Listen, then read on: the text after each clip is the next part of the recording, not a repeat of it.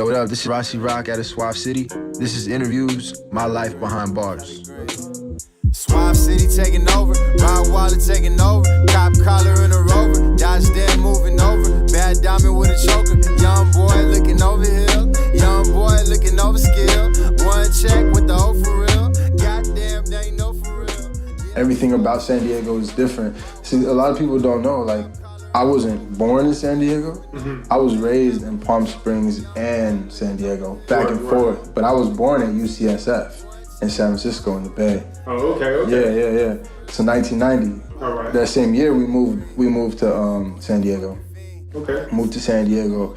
My parents would fight a lot, so we'd be moving back and forth from Palm Springs, San Diego. My dad's, most of his family's in Palm Springs. My mom's family is from San Diego. Ever since then, music's been a part of my life. I never wanted to be a rapper when I was younger, you know. I wanted to be an NFL player. I wanted to play football, you know. But things don't always work out how you plan them to, and I just kind of fell into it. Just motivated by different sounds, the freedom on the track. Just, I don't know what it is, just something about it that just keeps bringing me back. And when I do get low, like, man, people aren't listening to me, like, when things are going out the way I want them to, something good always happens. I get a phone call from somebody, or I run into somebody at a grocery store, like they want to take a picture, and I'm just like, yo, like, that's what it's about, you know what I'm saying? Connecting with the people and just being real. Hey. Growing up in San Diego, there wasn't a lot of outlets out here.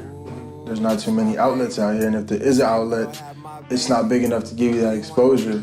It's a local outlet, you know what I'm saying? That's how people get trapped in this city. But you gotta further your horizons. But growing up, man, I'm just so influenced by the city because my cousins were here. And my cousin rapped, my cousin Danny rapped. He's locked up right now. Yeah, he would rap, and I would ask him, like, yo, it's good. Like, I'm trying to get in the studio, I'm trying to rap. I would tag along with him and his older homies. So I was like, asking him, let me get in the studio, and he finally took me. So when we got to that studio, I just fell in love with the process. They wouldn't let me rap on no beats. They wouldn't give me at least the good ones. Yeah. I was trash. Yeah. And so, earn your spot. Yeah, I had to just earn my spot, but yeah, man, I just love being around it. My cousin Danny, he went by Bad Influence at the time, but bro, he took me in, showed me a bunch of shit. He was teaching me how to spin for a minute. I loved like the DJing. I loved it all. Just fell in love with hip hop in general. One of his best friends, his name Guys, he was a DJ, but he also produced. And they had this back room at his house, at his mom's house. In the back room, it was just a bunch of records. He had turntables. He had a little booth. Everything you needed. And I loved being there. Like, I couldn't get enough of it. I would stay there for a long time, late. I was like 16.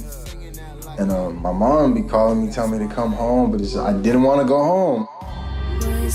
My very first rap song was Skilo. I wish I was a little bit taller. I wish I was a baller. My pops would sing that shit to me. That would be like our song. But that was the first rap song that I ever heard. That's crazy. I remember that shit, yeah. When my dad died, when I was 16, I feel like that's when you need your parents the most, especially a father figure.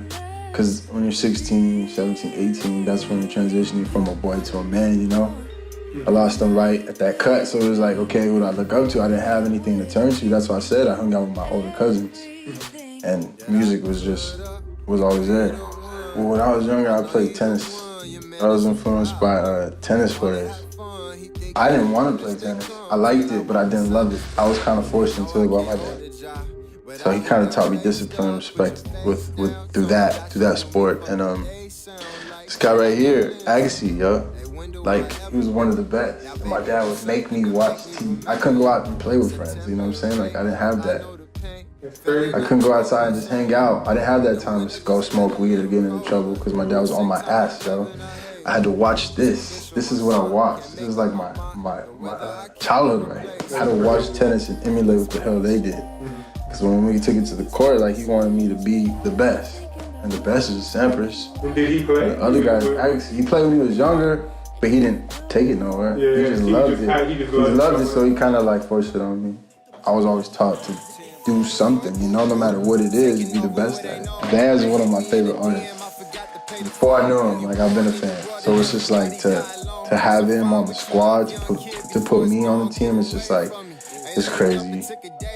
It's still surreal. To me, race had nothing to do with music. Like, when I came into it, I'm just like, yo, like, it don't matter. Like, I never even thought about that. Yeah, like, people see me, yeah, I'm Mexican, like, obviously, you know what I'm saying? But it was like, I never thought it would be such a big deal where it would be like, Latino this, or Latino that. I love my culture, but it's like, I speak for everybody. I can relate to everybody.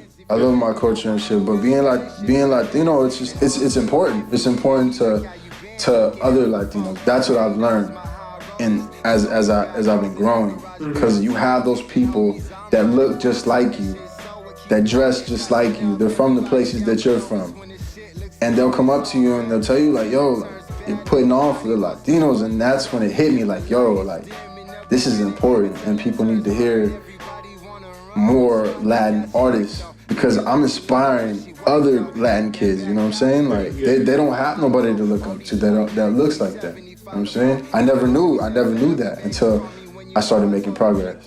No matter what, if you're black, white, Asian, Latino, everybody should feel like they can do it, because we're all born with talent. We just gotta work at our craft, you know what I'm saying?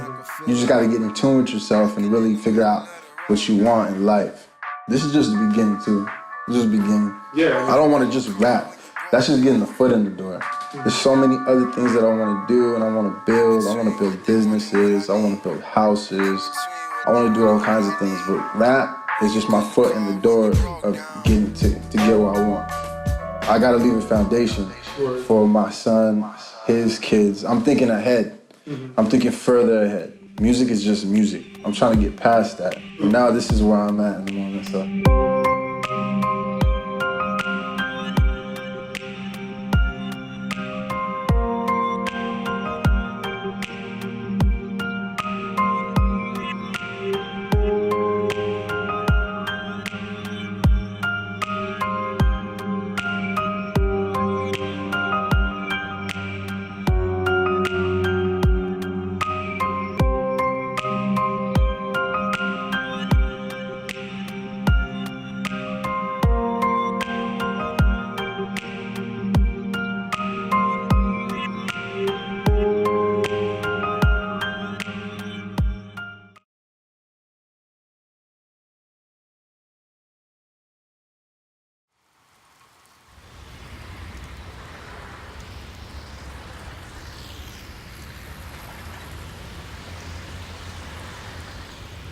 Said, ooh, that's my lady.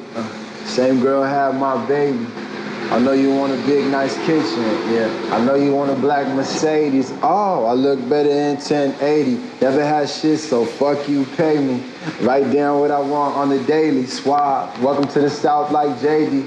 Big pimpin', wanna be a baller. Didn't have dough, so I couldn't be a scholar. The white girl always got you on the collar. She don't wanna see you put money in the wallet. Oh, all I wanna do is change. Big neighborhood Frank Lucas things. 10 bandana Prince Stussy gang. Love me like when Lil Boosie came. Jeez. Hey bitch, please. Fuck free world. This is 313. 8 Mile changed my life.